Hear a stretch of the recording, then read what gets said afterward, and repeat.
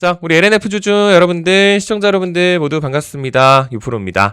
자, 2026년 1월도 이제 진짜 다 끝났습니다. 지금 영상을 녹화하고 있는 일자가 2월 1일, 일요일이에요. 그러니까 2월이 시작이 됐죠. 그리고 내일부터 본격적으로 또 개장을 하게 됩니다. 특히나 이번 달 같은 경우는 중간에 설 명절 연휴가 있죠. 그래서 거래일 자체가 안 그래도 2월이라서 짧은데 중간에 또 연휴까지 끼게 되면서 또 유난히 더 짧은 한 달이 되게 될 거예요. 근데 그럼에도 불구하고 참 이번 달에도 여러 가지 박진감 넘치게 반영되어야 할 이슈들이 또 굉장히 많습니다. 오늘 그런 부분들을 일부러 주말 중에 좀 영상 녹화를 해서 좀 일목요연하게 정리를 좀 해드리려고 합니다. 그리고 추가로 우리가 이제 이번 달, 그러니까 이제 지난달이죠. 2026년 1월 같은 경우도 다사다난했지만 이 다사다난에 대했던 이 연장선이 사실 12월부터 시작이었어요. 그러니까 이때 기준으로 뭐 전기차 악재도 뭐가 많았고 해가지고 하락세를 참 잘 버티고 있다가 지금 한 달 만에 또 다 회복을 하게 된 거거든요. 그러니까 이제 다가오는 2월에 또 어떤 부분들이 있을지 좀 알아두셔야겠죠. 그러니까 오늘 전체적인 부분으로서 좀 포괄적으로 말씀을 좀 드리게 될 것 같으니까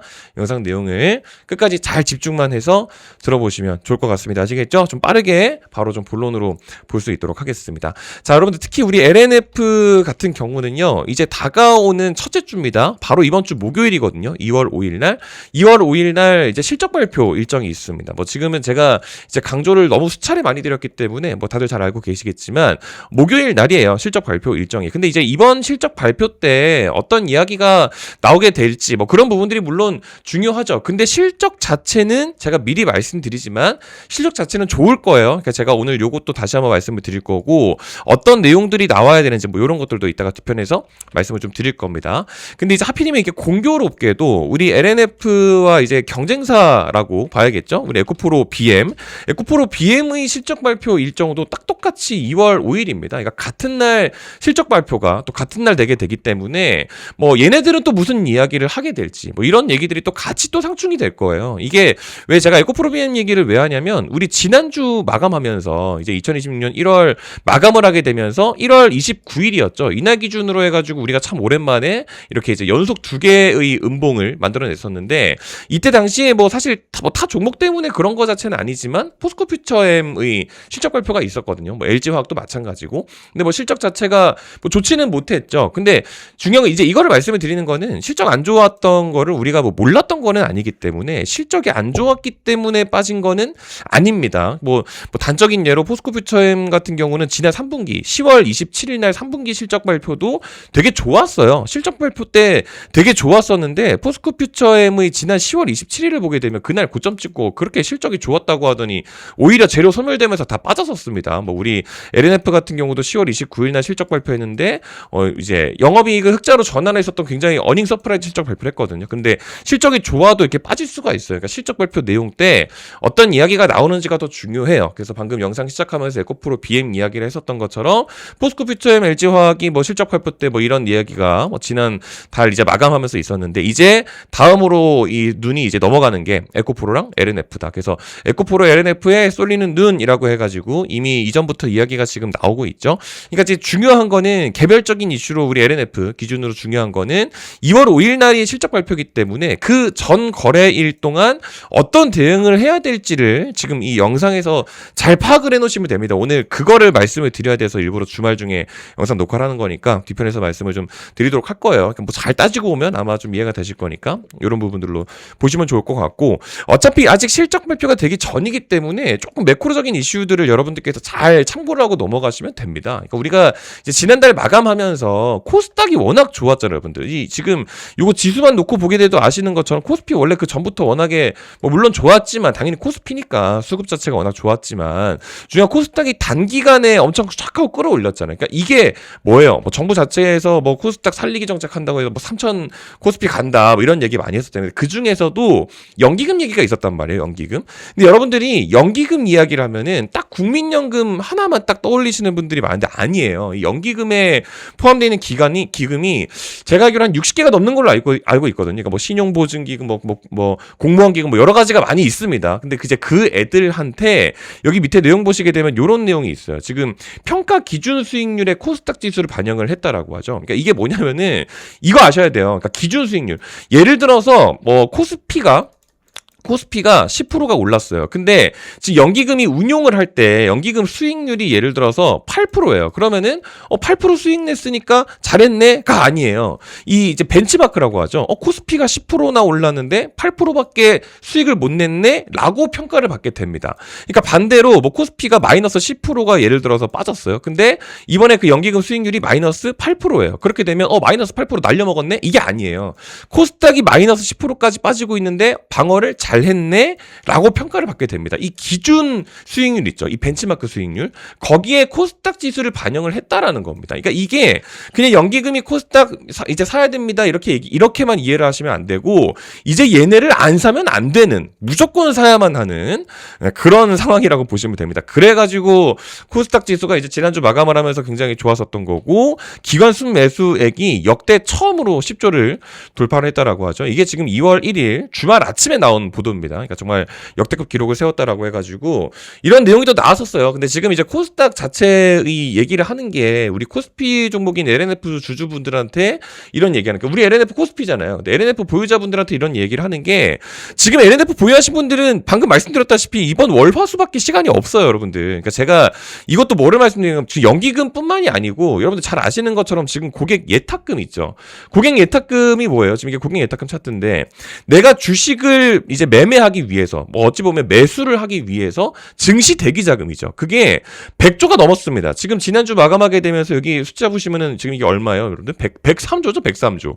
보시는 것처럼 1월 마감에서 103조까지 올라왔어요. 그러니까 지금 요렇게까지 기록을 세우고 있고 고객 예탁금 100조 시대라고 해가지고 난리가 났잖아요. 그렇다 보니까 뭐 주식 거래대금 예탁금 폭증하니까 뭐 불기둥이다 이런 얘기를 하는데 요것도 여러분들이 그거를 좀 보셔야 돼요. 예탁금이 늘어나는 것뿐만 아니고 활동 계좌수 있죠. 여러분들 이게 활동 계좌가 뭐냐면은 우리가 주식을 할 때 뭐 예를 들어서 삼성전자 주식을 샀어요. 1주를 샀어요.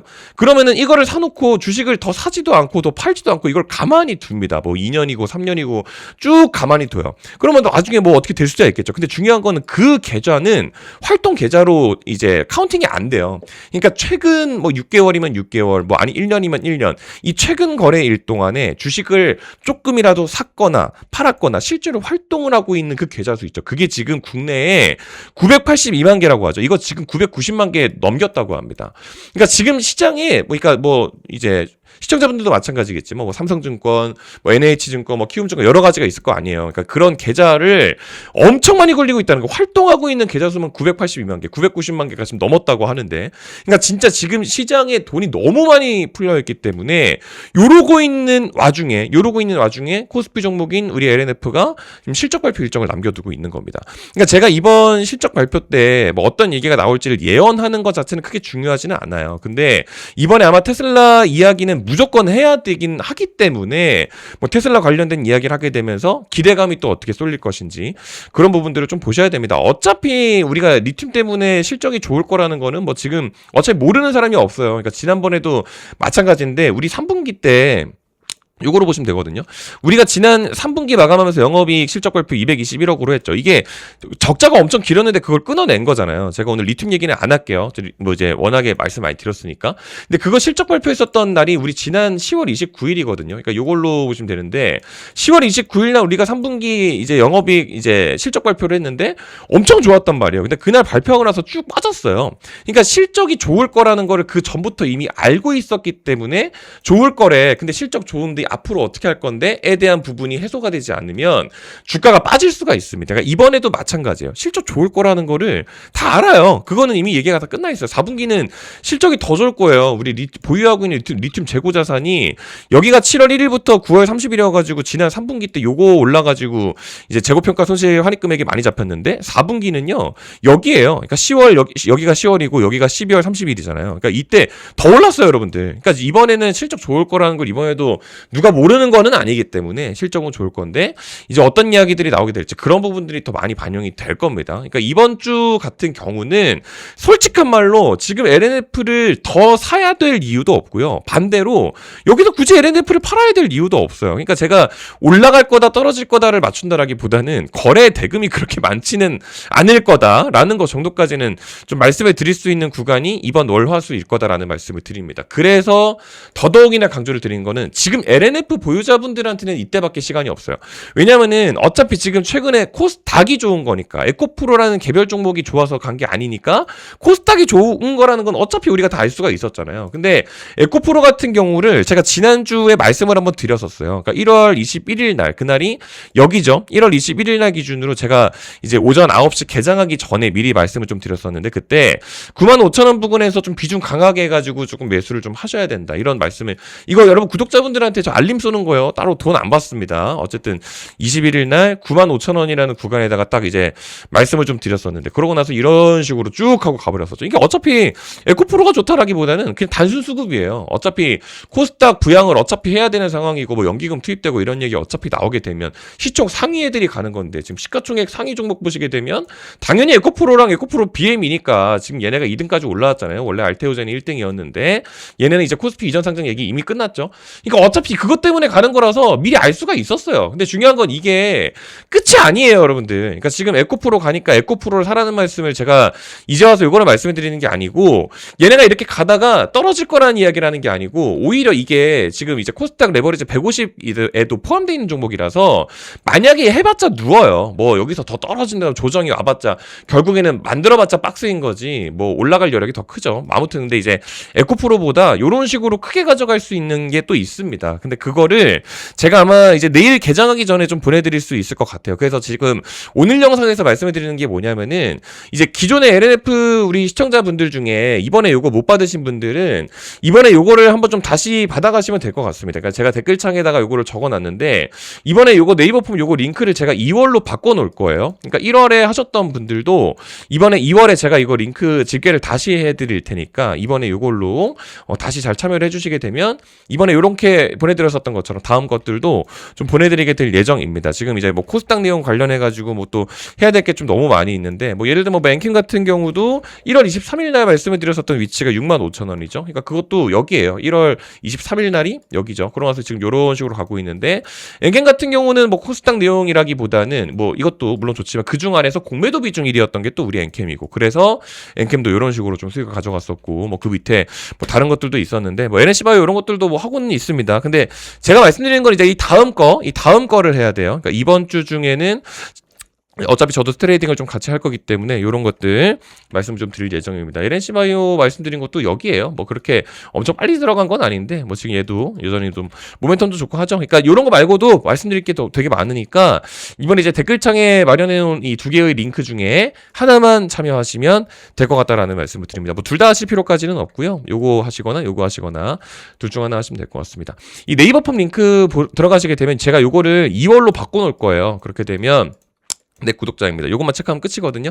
요것만 해주시면 될 것 같고, 뭐 요거 귀찮으시면은 저한테 이제 문자 발송해 주셔도 상관은 없습니다. 그래서 요거 클릭하시게 되면 자동 문자 발송이 되니까 요거 하시거나 둘 중에 하나만 하시면 좋을 것 같다라는 말씀을 오늘 좀 드려보면서, 오늘 주말 영상은 이렇게 좀 간단하게 마무리를 좀 해볼 수 있도록 하겠습니다. 이제 내일 개장하게 되면 방금 말씀드린 것처럼 여러 가지 이런 부분들이 좀 상충이 되겠죠. 중요한 일정은 LNF 개별적으로 실적 발표 일정, 그리고 3주차 같은 경우는 이제 명절 연휴가 있기 때문에 또 휴장 기간이 있습니다. 그렇게 되면 실적 발표하고 나서 어떤 여러 가지 또 상충들이 있을 것이고, 그런 부분들이 일주일 동안 여러 가지 반영들이 당연히 있을 수 있겠죠. 뭐 무조건 주가가 빠진다는 게 아니라, 그렇게 되면 또 바로 연휴기 때문에 시간이 진짜 이때밖에 없다라는 거, 이때 기준으로 할 수 있는 것들 다들 말씀드릴 거니까 뭐 그냥 다 무료로 받아가시면 될 것 같다, 이렇게 간단하게 말씀드려보면서 주말 영상 마무리해볼 수 있도록 하겠습니다. 남은 주말 잘 보내시고요. 또 개장하게 되면 추가적인 특이사항 확인해서 또 좋은 컨텐츠로 인사드릴 수 있도록 하겠습니다. 끝까지 시청해주셔서 감사합니다.